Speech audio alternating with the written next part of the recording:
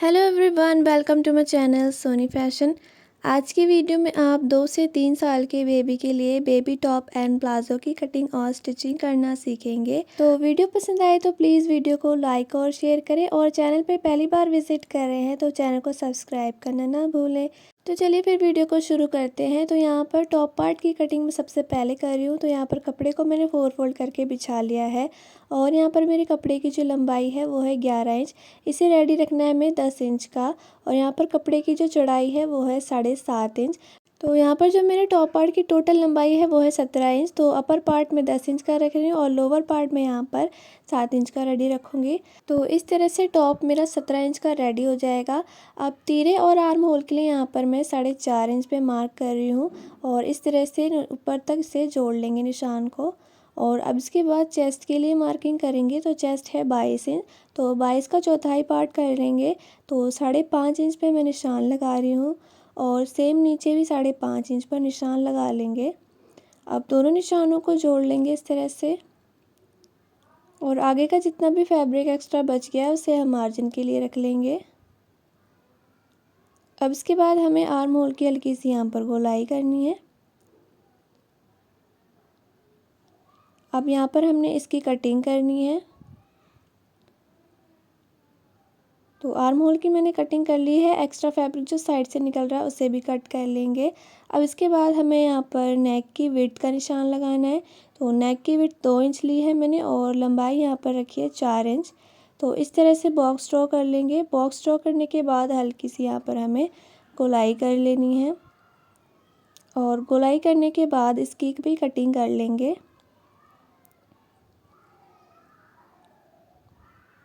तो नेक की कटिंग कर ली है मैंने। अब इसके बाद हमें यहाँ पर इसके शोल्डर जॉइंट करने हैं। तो सबसे पहले यहाँ पर मैं एक शोल्डर जॉइंट कर लूँगी, दूसरा शोल्डर हम बाद में जॉइंट करेंगे उरेप पट्टी लगाने के बाद। तो इस तरह से एक शोल्डर जॉइंट कर लिया है मैंने। अब इसमें हमने उरेप की पट्टी लगानी है। तो उरेप की पट्टी के लिए हमें यहाँ पर 2 इंच की चौड़ी पट्टी लेनी है। तो इस तरह से मैचिंग की मैंने ब्लू कलर की पट्टी ले ली है। इसे सेंटर से इस तरह से फ़ोल्ड कर लेंगे, और पट्टी को जिस भी साइड हमें फ़ोल्ड करना है उसकी अपोजिट साइड रख लेंगे। तो मैंने सीधी साइड इसको फ़ोल्ड करना है, तो मैंने यहाँ पर कपड़े की उल्टी साइड इसे रख लिया है, और इस तरह से 1 फुट के मार्जिन से इसमें पट्टी पर सिलाई लगा लेंगे।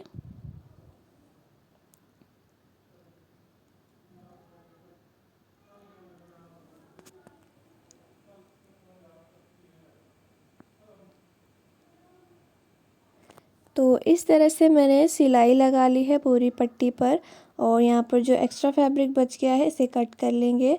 और कट करने के बाद अब इसमें हमें गले पे छोटे छोटे से कट्स लगाने हैं। तो कट्स लगाने के बाद जो हमारा गला है वो फिनिशिंग के साथ फोल्ड हो जाएगा। अब एक्स्ट्रा फैब्रिक और पट्टी को एक साथ बाहर की साइड करेंगे, और पट्टी के ऊपर एक हमें टॉप स्टिच लगाना है। तो ये जो पट्टी है हमारी राइट साइड फोल्ड होगी। तो इस तरह से टॉप स्टिच लगाने से हमारा जो गला है वो फिनिशिंग के साथ रेडी होगा। तो यहाँ पर थोड़ा सा एक्स्ट्रा फैब्रिक बाहर की तरफ निकल रहा है, इसे कट कर लेंगे। तो इस तरह से मैंने इसमें सिलाई लगा ली है। अब पट्टी को सीधी साइड टर्न करेंगे, और इस तरह से हमने यहाँ पर 1 फुट के मार्जिन से पूरी पट्टी को स्टिच कर लेना है।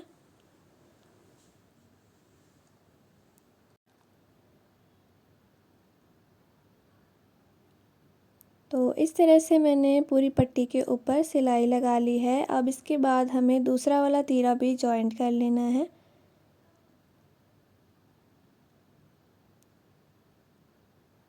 तो दूसरे तीरे को भी मैंने जॉइंट कर लिया है।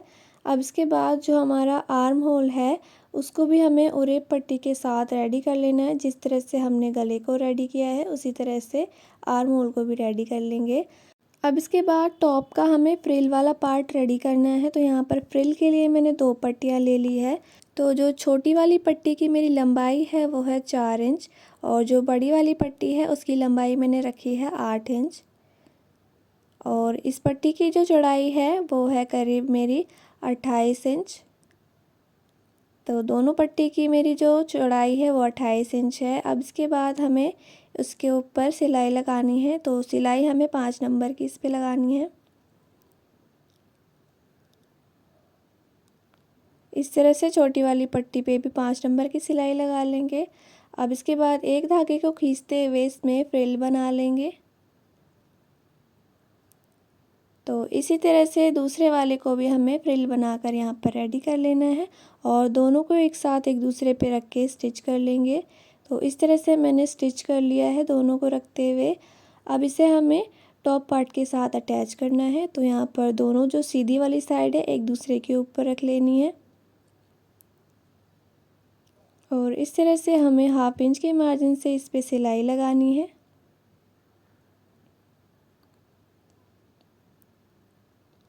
तो यहाँ पर मैंने सिलाई लगा ली है। अब जो एक्स्ट्रा फैब्रिक है 1/2 इंच का, उस फैब्रिक को हमें ऊपर की साइड कर लेना है और इसके ऊपर हमें एक टॉप स्टिच लगाना है।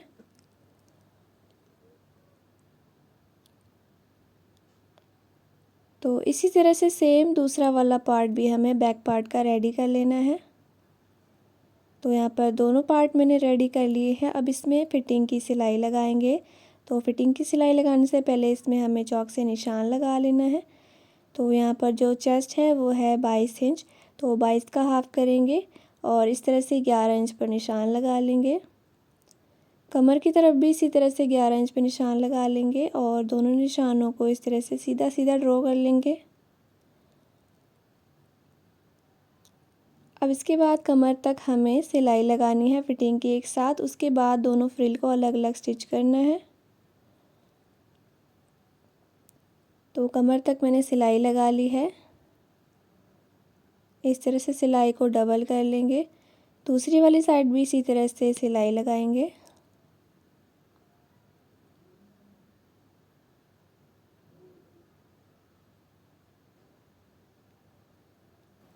तो फिटिंग की सिलाई के बाद अब यहाँ पर फ्रिल पे सिलाई लगाएंगे। तो सबसे पहले ये जो छोटी वाली फ्रिल है इसके ऊपर सिलाई लगाएंगे और अब इसके बाद जो बड़ी वाली फ्रिल है उसको भी स्टिच करेंगे। तो जो एक्स्ट्रा फैब्रिक है उसे अंदर की साइड कर लेंगे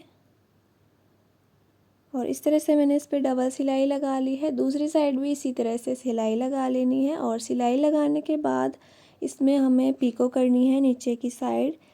तो अगर आपके पास पीको का ऑप्शन है तो आप पीको कर सकते हैं, नहीं तो आप इस पर सिलाई भी लगा सकते हैं। तो यहाँ पर मैंने इसमें पीको कर ली है और यहाँ पर टॉप बन के तैयार हो चुका है। अब इसके प्लाज़ो की कटिंग करेंगे। तो प्लाज़ो के लिए कपड़े को मैंने 4 फोल्ड करके बिछा लिया है और यहाँ पर टोटल लंबाई जो है कपड़े की वो है मेरी 21 इंच और प्लाज़ो की जो लंबाई रहेगी वो मेरी रहेगी 17 इंच। तो ऊपर की साइड से 2-2 इंच पे मार्क करेंगे इलास्टिक की फोल्डिंग के लिए और इस तरह से सीधा निशान ड्रॉ कर लेंगे।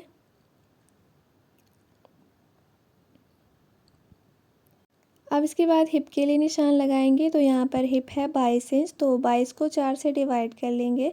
तो 4 से डिवाइड करने पे आएगा 5.5 इंच। तो उसमें हमें 2 इंच एक्स्ट्रा लूजिंग का ऐड करना है। तो 7.5 इंच पे इस तरह से मैंने मार्क कर लिया है और आसन के लिए यहाँ पर मैं निशान लगा रही हूँ 7 इंच पे। अब इस निशान को हमें ऊपर तक सीधा सीधा ड्रॉ कर लेना है। अब यहाँ पर हमें आसन के लिए 1.5 इंच आगे की तरफ एक मार्क करेंगे इस तरह से और हल्की सी हमें यहाँ पर आसन की गोलाई करनी है।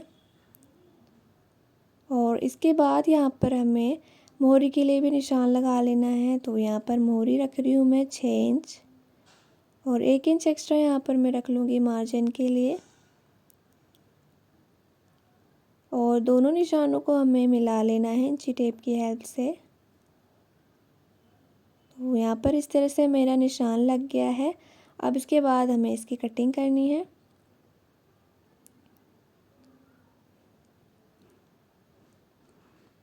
तो यहाँ पर मेरे प्लाज़ो की कटिंग हो गई है। अब इसके बाद इसकी स्टिचिंग करेंगे।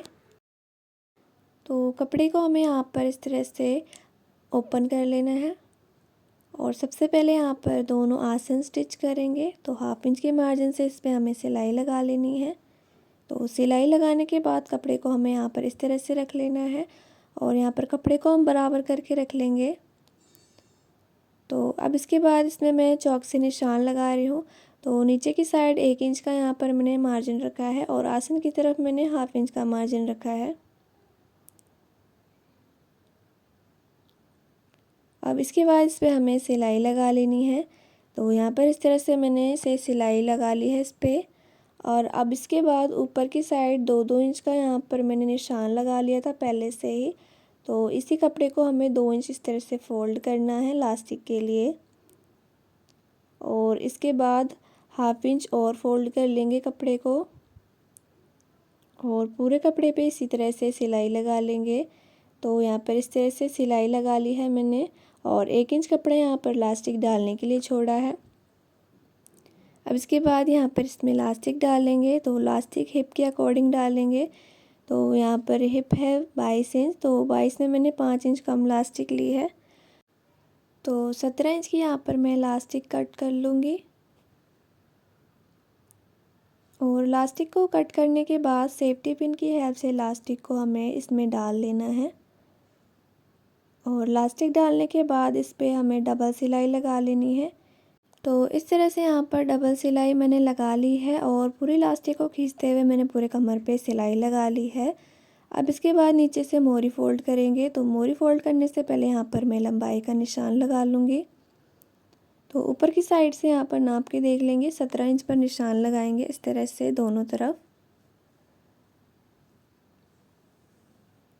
और इसी निशान पे हमें कपड़े को फ़ोल्ड कर लेना है।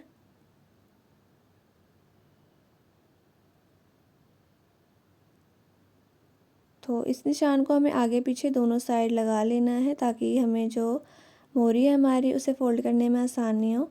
तो यहाँ पर आप प्रेस भी कर सकते हैं मोरी फ़ोल्ड करने से पहले। तो इस तरह से मोरी पे हमें फ़ोल्ड करके सिलाई लगानी है। तो मोरी पर सिलाई लगा के मैंने प्लाज़ो भी कंप्लीट कर लिया है। तो यहाँ पर मेरी दोनों प्लाज़ो और टॉप बनकर तैयार हो चुकी है। सो आई होप आज की मेरी वीडियो आपको पसंद आई हो। वीडियो पसंद आई हो तो प्लीज़ वीडियो को लाइक और शेयर करें और इसी तरह की सिलाई से रिलेटेड वीडियोस देखने के लिए मेरे चैनल को सब्सक्राइब करना ना भूलें। Thanks for watching.